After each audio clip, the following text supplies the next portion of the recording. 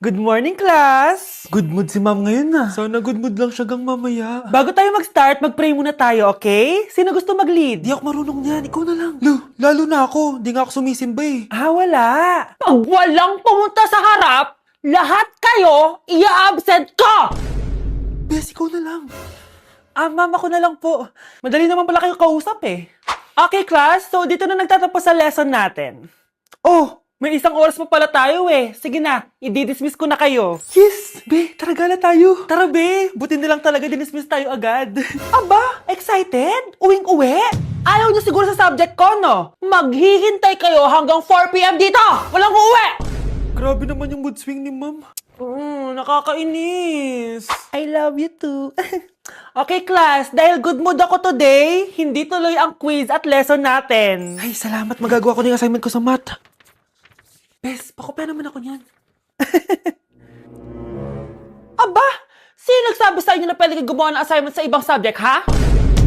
Ma'am. Talagang sinisira niyo mood ko, ha? Lahat kayo bagsak sa quiz! Excuse me, Ma'am Reyes? Bakit mo tinatakot ang mga anak ko? Ma'am, Hindi sila matututo kung hindi ko sila tatakutin. hindi mo kailangan takutin ng mga bata.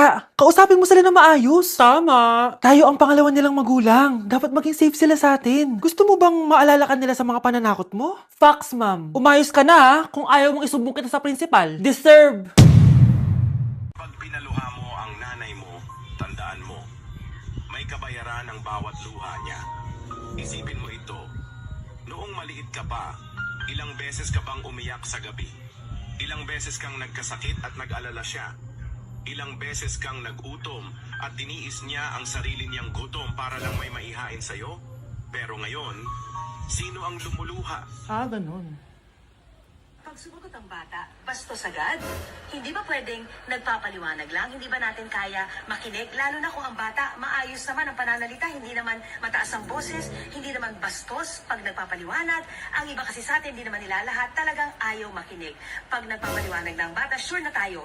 Ay, Nay! Good news! Nanalo ako sa loto! Totoo ba, anak? Tumama lahat ng numero sa panaginip ko, Nay. Ay, alam mo, anak, swerte ka talaga eh. Nay, may good news din ako. Gagraduate na ako next month. Talaga ba, anak? Akala ko talaga bagsak pa rin ako eh. Buti naman at di ka na ulit ng high school. Congrats! Good luck sa college! Mga anak, may good news din ako. Sabi ng doktor, magaling na daw ako sa sakit ko. So, ibig sabihin, hindi mo na kami makakalimutan, Nay? Oo, anak. Parang sunod-sunod yung swerte natin, Nay, no? Siyempre, dahil din yan kay Lord. Sige na, anong oras na? Matulog na tayo, ha? Good night, Nay.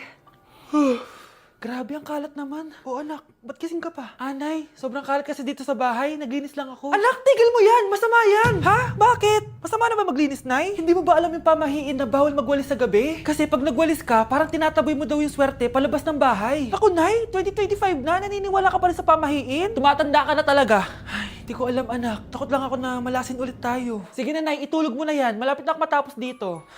Matulog ka na rin, ha? Nasaan na yun? Hindi pwede mawala yun. Oo, anak, ano nangyayari? Umagang-umaga sumisigaw ka. Nay, nawawala yung lotto ticket natin. Hindi natin makiklaim yung pera. Ha? Sige, anak. Tutulungan kita maghanap, ha? Ay, baka nandito lang yung banda. Oo, anak. Ba't ka umiiyak? Ayoko na. Ginawa ko naman lahat eh. Pero binagsak pa rin ako ng teacher ko. Ano? Hindi na daw ako kasama sa mga gagraduate, Nay. Lahat ng effort ko nasayang. Anak! Nay, magpahinga ka muna. Ako na muna bahala dito. Ano na naman nangyayari sa pamilya natin? Anak? Scarlett? Kyle? Susan? Kamusta ka na? Dok? Ba't nandito ka? Dinalaw kita para kamustahin ka. Mga musta? Eh di ba sabi niyo magaling na ako, Dok? Yun din nakakala ko. Ha?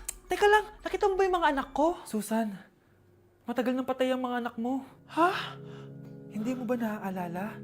Pareho silang na-depress. Si Scarlett dahil sa nawala niyang lotto ticket. Si Kyle naman dahil hindi nakagraduate. Kaya, ayun. Kailangan mo ulit maggamot, Susan. Dahil lumalala na naman ang demensya mo. Good morning, class! Bakit ang dami nakadikit sa wall? May ballpen, may walis. Ma'am, uso kasi to. Ididikit mo yung mga bagay gamit yung wall friction. Parang ganito. O, di ba, ma'am? Ano? Wall friction?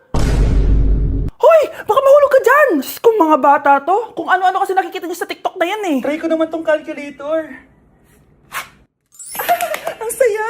Tingnan niyo, dami ng gasgas ng wall, oh. Tanggalin niyo na yan. Kung hindi, i-absent ko kayong lahat. Guys, si ma'am naman na idikit natin sa pader. Hoy, mangulang niya kayo! Ma'am, huwag kang matakot, ma'am. A few moments later. Hoy, ibaba niyo ako dito! Guys, dismissed na daw tayo, sabi ni ma'am. Uwian na. Hoy, isusumbong ko kayo sa principal! Ayoko talaga sa kanya. Bes, ayan siya oh, yung pet peeve mo. Hi. Panira ng araw. Okay, class, break time muna tayo. Hala, naiwan kayo bakit kong pagkain? Scarlett to, may sobra pa ako. Baka gutom ka na. Talaga? Bibigyan mo ko? Oo, ano ka ba? Gusto ko maging close tayo. Parang bumabait tong pet peeve ko ah. Hala, may quiz pala tayo. Bes, sabay tayo mag-review mamaya ha? Naku, sorry Bes. Kakain kasi kami ng jowa ko mamaya. Di mo ba kaya mag-isa? Ano ba yan? Ako na lang, sabay tayo mag-review. Tsaka, may reviewer din ako dito oh. Ayan na naman siya. Sure ka? Ako talaga yung gusto mo kasabay mag-review? Oo naman. Ba't naman hindi? Idol nga kita kasi ang talino mo eh. Sige na nga. Okay, class, para sa activity natin today, pili kayo ng partner nyo. Bes, partner tayo ah. Sorry na Bes, partner na kasi kami ng baby loves ko eh. Partner na kami ng baby loves ko eh. Tayo na lang yung partner, Scarlett. Ikaw na naman. Buti ka pa. Gusto mo ako makapartner. Ayan, perfect! Partner kayo ng pet peeve mo. Ha? Bes, pet peeve mo pala ako? After mo siraan sa amin yan, BFF na kayo ngayon? Samantha! Samantha, magpapaliwanag ako. Oh, ba't nandito ka? Pet peeve mo ako, di ba? Umalis ka na. Oo, pet peeve kita. Dati. Kasi ang sungit mo sa akin eh. Tapos palagi mo ako iniinis. Alam mo kung bakit? Kasi gusto kita. Ha? Wala, never mind. Samantha!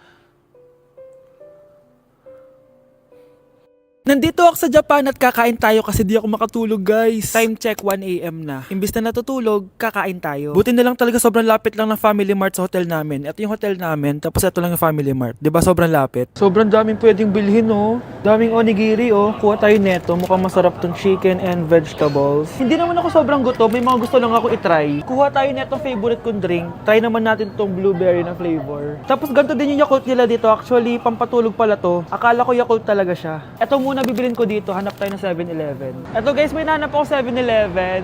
Parang masarap to oh. Mukha siya lasagna. Tikman natin. Dito na lang natin siya kainin sa labas. Parang fantasy din kumain dito sa kalsada nila. Sobrang safe dito sa Japan, promise. Unahin na natin tong sushi. Alam nyo ba, kahit maglakad kayo mag-isa dito, sobrang safe, promise. Walang mga haras sa inyo. Walang kriminal, ganyan. Kaya ang sarap maglakad sa labas kasi alam mong safe ka, di ba? Tapos, sobrang babait pa ng mga Japanese. Swear. Pero sabi naman ng ibang Japanese, parang mas lang nila yon, pero ang totoo, ginajudge ka nila. Pero at least, di ba, mabait sila. Di kagaya na pumunta ako ng Hong Kong, sobrang susungit ng mga tao, sisigawan ka pa. Kapag may hinahanap ka, talagang tutulungan ka nila. Tapos palagi sila nakasmile. Kaya promise, Japan talaga yung favorite country ko. Last bite. Okay, next natin itong parang lasagna. Guys, sobrang bango. Sobrang sarap ng itsura niya. Tikman na natin. Ang sarap! Ito din yung gusto ko sa Japan. Sobrang sarap ng mga pagkain nila. Like, promise. Wala pa kami natitikman dito sa Japan na hindi masarap. Kaya every time na pupunta talaga kami dito, promise na yon, natataba kami. Pero okay lang, Japan to eh. Alam nyo, minsan, naisip ko na dito na lang kaya kami tumira. Pero ang naririnig ko sa ibang foreigners na nakatira dito, masaya lang daw dito as a tourist. Pero kung dito ka natitira at mag-work, nakaka-depress daw, ganyan nakakalungkot. Kasi sabi nila toxic daw yung work environment dito. Pero ako, kung titira ako dito, gusto ko forever tourist ako. Inumin natin tong Yakult na nakakaantok. Last bite!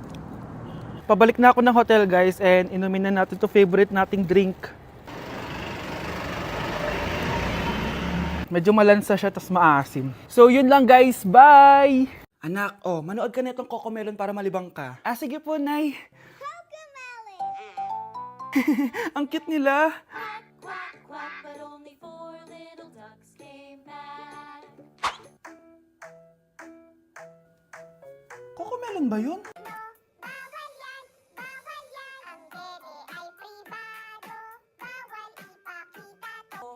Anak, ano yung pinapanood mo ha? Ah, Nay, eto na yung bagong Cocomelon. Ay, Iba na pala yung Coco meron ngayon. In fairness, educational siya.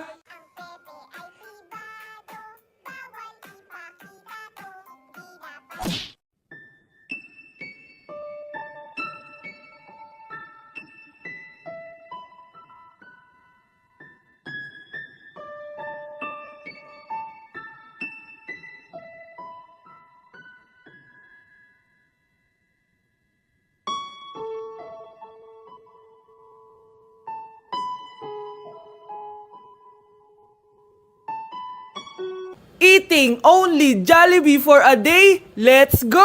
Pero guys, may rules tayo. Hindi ako pwedeng umulit ng o-orderin. Kung nag-chicken ako ng breakfast, bawal na ako mag-chicken ng lunch. So, tara na. Mag-umpisa na tayo. Hi guys! Good morning! So, it's currently 9:07 a.m. Magpa-breakfast na tayo at alam nyo na kung saan tayo kakain sa itim na bubuyog. Let's go guys! Guys, nandito na tayo! Guys, so may pang breakfast pala sila. May breakfast pa po? Dito sa part na to, hindi ko na malay na nalobat pala yung mic ko, guys. Pero kita nyo naman na kinakain ko na yung pancake dyan. Nakakainis, nagre-record pala ako nalobat yung mic ko. Ito na yung order ko, guys. Meron tayong pancake na naubos ko na yung isa. Meron tayong tapa. Siyempre mawawala ba ang iced coffee? Guys, oh.